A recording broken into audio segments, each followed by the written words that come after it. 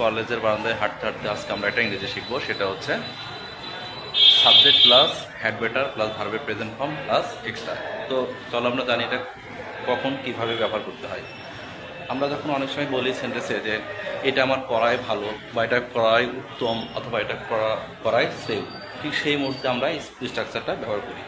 আমরা অনেক সময় বলি যে আমার বাড়ি থাকাই ভালো, তাহলে I had better stay home. আমার কলেজে যাওয়াই উত্তম, I had better go to college. আমার এখন পড়াই উত্তম, আই হ্যাড বেটার রিড।